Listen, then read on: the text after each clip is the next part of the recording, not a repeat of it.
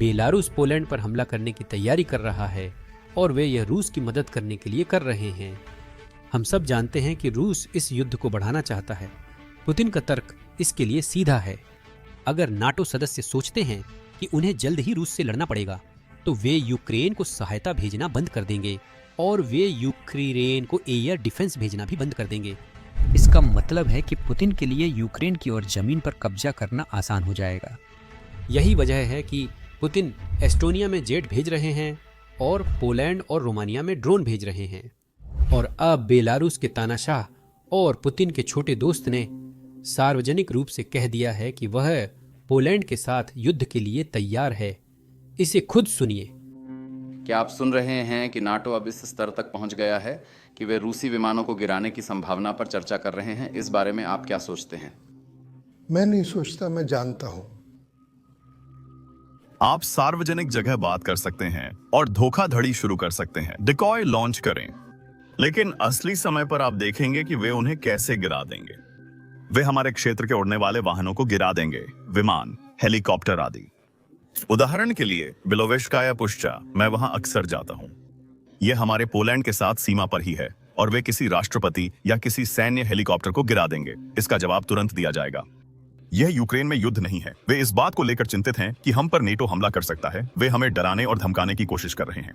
अगर किसी नेटो देश पर हमला हुआ तो वे अपनी रक्षा करेंगे और शायद हम पर भी हमला करें, लेकिन हमें चिंता किस बात की है और हम क्या करेंगे? चुना, माफ कीजिए, आपने क्या कहा? उन्होंने किस बारे में घोषणा की? उन्हें कोशिश करने दो या वे कालिनिनग्राद में कुछ रूसी चीज नष्ट कर देंगे। हमें उनके लिए जितना भी पैसा जुटा सकते हैं उसके लिए लड़ना होगा। फिर खुदा न खास्ता हमें सारी पूंजी लगाकर लड़ना पड़ेगा। बेलारूस पुतिन की योजना में अहम भूमिका निभाता है। देखिए, 2021 में रूस ने बेलारूस के साथ सैन्य अभ्यास का बहाना बनाकर यूक्रेन की सीमा पर लाखों सैनिकों को इकट्ठा कर लिया था। फिर हम सब जानते हैं कि उसके कुछ ही महीनों बाद क्या हुआ। फिर इसी साल कुछ हफ्ते पहले पुतिन उसी अभ्यास के लिए तैयारी कर रहे थे, लेकिन इस बार उनके पास बहुत कम सैनिक थे क्योंकि यूक्रेन में उन्हें भारी नुकसान उठाना पड़ रहा है। फिर भी वह रुके नहीं और यूरोपीय संघ के लिए परेशानियां खड़ी करते रहे। देखिए, जापान 2025 से 2 दिन पहले 19 ड्रोन पोलैंड में घुस आए और फिर जाहिर है उसके कुछ ही दिन बाद हमारे पास रूसी फाइटर जेट्स थे जिन्होंने अपना ट्रांसपॉन्डर और रेडियो बंद कर दिया था और सीधे नेटो की सीमा में घुस गए, सीधे एस्टोनिया के हवाई क्षेत्र में चले गए। यह साफ तौर पर रूस की तरफ से एक बहुत बड़ी उकसावे की कार्रवाई है और पोलैंड ने इस उकसावे पर प्रतिक्रिया देते हुए कहा कि अगर कोई भी अज्ञात वस्तु हमारे हवाई क्षेत्र में आती है तो हम उसे मार गिराएंगे। किसी भी देश के लिए यह बहुत ही तर्कसंगत टिप्पणी है। अगर रूस ने यह कहा होता तो मुझे भी आपत्ति नहीं होती। हर देश को अपने हवाई क्षेत्र की निगरानी करने का अधिकार है। तो क्या यह संदिग्ध नहीं है कि बेलारूस और रूस इतनी सामान्य सी बात पर इतना बवाल मचा रहे हैं? आप खुद सुनिए और मुझे बताइए कि पोलैंड ने क्या गलत कहा था। रूस के प्रतिनिधियों से मैं यह कहना चाहता हूं, हमें पता है कि आपको अंतर्राष्ट्रीय कानून की कोई परवाह नहीं है और आप अपने पड़ोसियों के साथ शांति से रहने में असमर्थ हैं। आपका पागल राष्ट्रवाद वर्चस्व की ऐसी लालसा रखता है जो तब तक नहीं रुकेगी जब तक आप यह नहीं समझ लेते कि साम्राज्यों का युग खत्म हो चुका है और आपका साम्राज्य फिर से नहीं बनेगा। यूक्रेन की सशस्त्र सेनाओं के वीरों द्वारा किया गया हर ड्रोन हमला, भगवान उन्हें आशीर्वाद दें, इस दिन को और करीब लाता है। आपका 3 दिन का विशेष सैन्य अभियान अब तक 10 सालों में भी डोनबास पर कब्जा नहीं कर पाया है, लेकिन आपराधिक विनाशकारी रूसी गलतियों की संभावना अभी भी बनी हुई है। 1914 में लामबंदी का आदेश देकर आपने प्रथम विश्व युद्ध शुरू कर दिया, जिससे यूरोप खून से भर गया और बोल्शेविक क्रांति हुई। हिटलर स्टालिन संधि पर हस्ताक्षर करके आपने इतिहास के सबसे खूनी युद्ध द्वितीय विश्व युद्ध की शुरुआत में मदद की। मध्य यूरोप का सोवियतकरण कर आपने शीत युद्ध शुरू करवाया। एक और युद्ध शुरू मत करो। हम शांतिप्रिय लोकतंत्र हैं जिन्होंने आपके यूक्रेन पर फिर से कब्जा करने के प्रयास में सक्रिय रूप से शामिल होने से सावधानी पूर्वक परहेज किया है। लेकिन हम डरेंगे नहीं। मेरा रूसी सरकार से सिर्फ एक अनुरोध है, अगर कोई और मिसाइल या विमान बिना अनुमति के जानबूझकर या गलती से हमारी सीमा में प्रवेश करता है और उसे मार गिराया जाता है और उसका मलबा नेटो क्षेत्र में गिरता है, तो कृपया यहां आकर इसके बारे में शिकायत मत कीजिएगा। आपको चेतावनी दी गई है। धन्यवाद। रूस में ड्रोन पोलैंड नहीं भेज रहा है। रूस की हवाई सीमा में जेट एस्टोनिया नहीं भेज रहा है। रूस ये सब कर रहा है और वो बेलारूस को अपने खेल का मैदान बनाकर ये सब कर रहा है। जब नेटो देश कहते हैं कि वे हवाई सीमा और नागरिकों की सुरक्षा करेंगे, तो पुतिन सोचते हैं कि नेटो ने युद्ध घोषित कर दिया है। असलियत में नेटो ने कभी ऐसा कुछ नहीं कहा है, लेकिन रूसी नेता हमेशा कहते हैं कि वे नेटो के साथ युद्ध में हैं। खुद सुनिए, यह कुछ दिन पहले यूनाइटेड नेशन से था। पश्चिम द्वारा उकसाया गया एक और जीवंत उदाहरण यूक्रेन में संकट है, जिसके माध्यम से नेटो और यूरोपीय संघ मेरे देश पर असली युद्ध छेड़ना चाहते हैं और पहले ही घोषित कर चुके हैं, और वे सीधे इसमें भाग ले रहे हैं। शायद रूसी भाषा में सीधे का मतलब कुछ और होता है, जो अंग्रेजी में इसके अर्थ से अलग है, क्योंकि अगर नेटो इस युद्ध में सीधे शामिल होता तो यह युद्ध खत्म हो चुका होता। रूसी सेना को मास्को तक पीछे धकेल दिया गया होता। असल में नेटो के नेता सार्वजनिक रूप से कह रहे हैं कि हम रूस के साथ टकराव नहीं चाहते, हम यूक्रेन में शांति चाहते हैं और हम नहीं चाहते कि विदेशी सैनिक यूक्रेन में लड़ें। पुतिन ने उत्तर कोरियाई सैनिकों को यूक्रेन में लड़ने के लिए बुलाया क्योंकि उनकी सेना बुरी तरह हार रही थी। यूक्रेन के लिए कोई विदेशी सैनिक नहीं लड़ रहे हैं। फिर से कुछ स्वयंसेवक हैं जो यूक्रेन के लिए लड़ रहे हैं, क्योंकि वे मानते हैं कि यूक्रेन स्वतंत्रता के लिए लड़ रहा है। कोई भी आधिकारिक विदेशी सैनिक यूक्रेन में जमीन पर नहीं लड़ रहा है। लेकिन जाहिर है पुतिन को इस युद्ध का विस्तार करना पड़ा और उत्तर कोरियाई सैनिकों को लाना पड़ा। नेटो ने साफ कहा है कि वह रूस से टकराव नहीं चाहता और शांतिपूर्ण दुनिया चाहता है। यह रहा वह बयान। हम टकराव के युग में हैं। ये टकराव हमने नहीं चाहा था। ये उन राजधानियों में रचा गया था जो अमेरिका को कमजोर करने के लिए काम कर रही हैं, मॉस्को, बीजिंग, प्योंगयांग और तेहरान।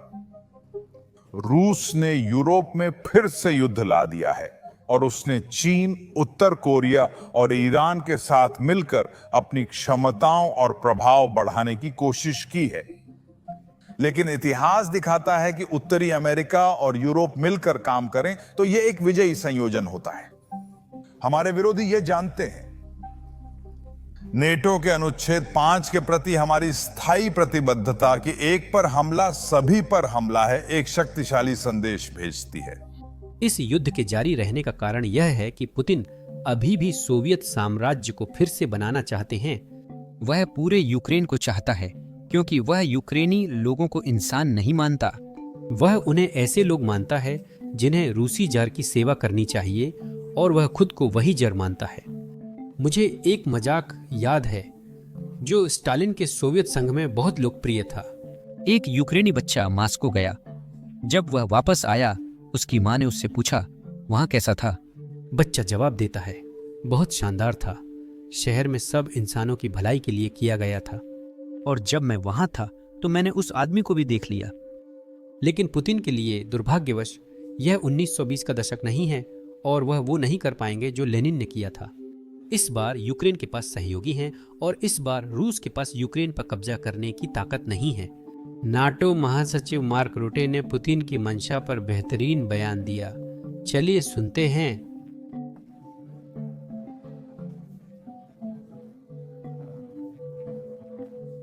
तो शायद किसी न किसी समय, जैसे हर संघर्ष का होता है, यह भी खत्म हो जाएगा।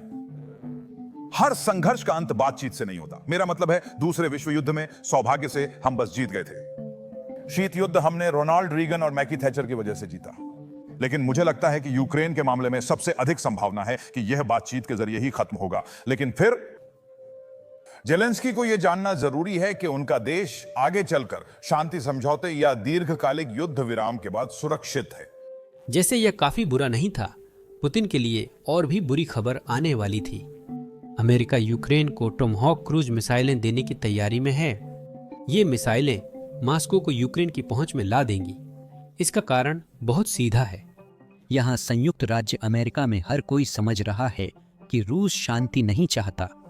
असल में रूस तो शांति चाहता ही नहीं है। चाहे उन्हें बातचीत में अच्छा सौदा मिले, वे पूरी यूक्रेन चाहते हैं और युद्ध रोकने का एक रास्ता सिर्फ ताकत है। अगर रूस को एहसास हो जाए कि लड़ाई करके वे और जमीन नहीं ले सकते, तो पुतिन को बातचीत की मेज पर आना ही पड़ेगा। और अमेरिका एक सरप्राइज चाहता है। ये शब्द राष्ट्रपति ट्रंप या विदेश मंत्री रूबियो से नहीं आ रहे हैं, ये उपराष्ट्रपति जे पोटोडी वांस से आ रहे हैं। एक ऐसा व्यक्ति जो यूक्रेन युद्ध में अमेरिका के समर्थन का विरोधी था और काफी प्रसिद्ध भी। अब उन्हें समझ आ रहा है कि शांति के लिए यूक्रेन को मजबूत करना होगा। यही उन्होंने कहा। तो उपराष्ट्रपति वेंस अब जेलेंस्की अनुरोध कर रहे हैं कि संयुक्त राज्य अमेरिका इस प्रयास के तहत यूरोपीय देशों को टोमहॉक मिसाइलें बेचे। ये 1000 मील तक जाती हैं। इनके गाइडेड मिसाइल रेंज में मॉस्को भी आता है। ये एक ऐसी चीज है जिसे संयुक्त राज्य अमेरिका ने अस्वीकार कर दिया है। राष्ट्रपति पहले भी इन अनुरोधों को ठुकरा चुके हैं, लेकिन अब ट्रंप ने जेलेंस्की से कहा, हम इस पर काम करेंगे। क्या आप इसका समर्थन करते हैं? अभी जैसा राष्ट्रपति ने कहा, मार्था, हम इस पर विचार कर रहे हैं और यूरोपीय देशों के अनुरोधों को देख रहे हैं। और एक बात जो मुझे फिर से लगता है कि राष्ट्रपति की यूक्रेन और रूस पर नीति के बारे में वास्तव में काम आई है, वह यह है कि इससे यूरोपीय देशों को बड़े स्तर पर आगे आना पड़ा है। तो मार्था, अब हम सिर्फ पैसा और हथियार नहीं दे रहे, बल्कि यूरोपीय देशों से कह रहे हैं कि वे खुद हथियार खरीदें। यह दर्शाता है कि यूरोपीय देश भी इसमें शामिल हैं। मुझे लगता है इससे वे न सिर्फ अपने क्षेत्रीय घटनाक्रम में, बल्कि उस शांति प्रक्रिया में भी पूरी तरह भागीदार हैं जिसे राष्ट्रपति 8 महीनों से आगे बढ़ा रहे हैं। हम इन सब पर काम करते रहेंगे, लेकिन अभी हमारा संदेश है कि रूसियों को ज्यादा फायदा नहीं हो रहा। यह युद्ध उनकी अर्थव्यवस्था के लिए नुकसानदायक है। उन्हें खुद से पूछना चाहिए कि वे और कितने लोगों को खोने या मारने के लिए तैयार हैं, वो भी इतने कम सैन्य लाभ के लिए।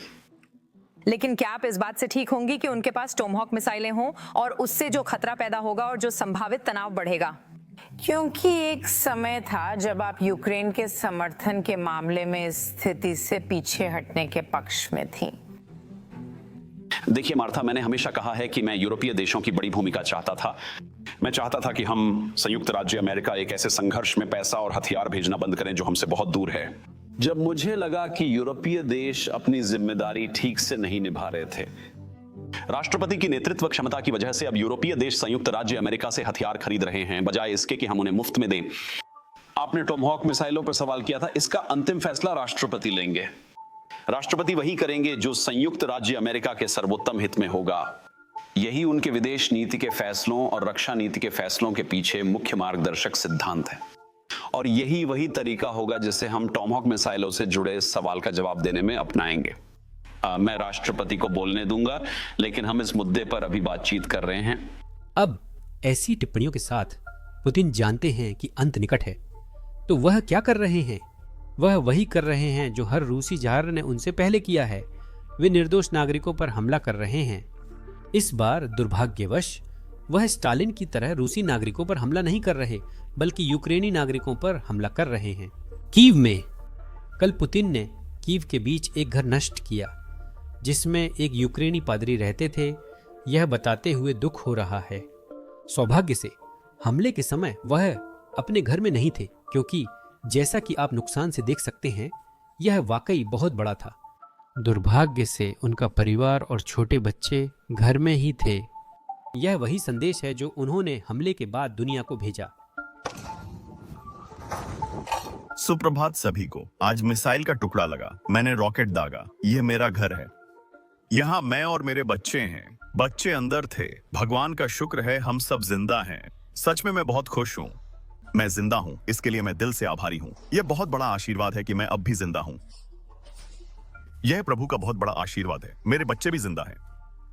मिसाइल 4 जगहों पर बस 4 मीटर दूर आकर गिरी थी। घर और दोनों गाड़ियां चली गईं। अब कोई घर नहीं है, कोई गाड़ियां नहीं है, 2 गाड़ियां थीं। लेकिन बच्चे और हम सब सुरक्षित हैं। यह भगवान का बड़ा आशीर्वाद है। मेरे बच्चे और मैं सुरक्षित हैं। यह उनका चमत्कार है। YouTube ने अभी अभी एक दिमाग घुमा देने वाली घोषणा की है। यह क्रिएटर्स को हर दिन $64 मिलियन दे रहा है। क्यों? क्योंकि YouTube के पास पर्याप्त क्रिएटर्स नहीं हैं। इसीलिए आप होम पेज पर ऐसे वीडियो देखते हैं जिनके 1000 से कम व्यूज होते हैं, जैसे यह वीडियो। अब जाहिर है इसका मतलब ये नहीं है कि हर किसी को चैनल शुरू कर देना चाहिए। लेकिन अगर आपने कभी YouTube चैनल या बिना चेहरे वाला चैनल शुरू करने के बारे में सोचा है तो अब बिल्कुल सही समय है। YouTube हर दिन क्रिएटर्स को करोड़ों रुपए दे रहा है और अब पहले से कहीं ज्यादा नए और छोटे चैनलों को आगे बढ़ा रहा है। मुझे यकीन है आपके मन में चैनल शुरू करने और बढ़ाने को लेकर कई सवाल होंगे। हमें आप में से कुछ लोगों से हमेशा ईमेल में ऐसे सवाल मिलते रहते हैं। इसीलिए हमने तय किया कि अपनी सारी YouTube सलाह एक ही YouTube वीडियो में बिल्कुल मुफ्त में दें। अगर आप अपना चैनल शुरू करना चाहते हैं तो डिस्क्रिप्शन के लिंक या स्क्रीन पर कार्ड पर क्लिक कर YouTube पर वह वीडियो देख सकते हैं।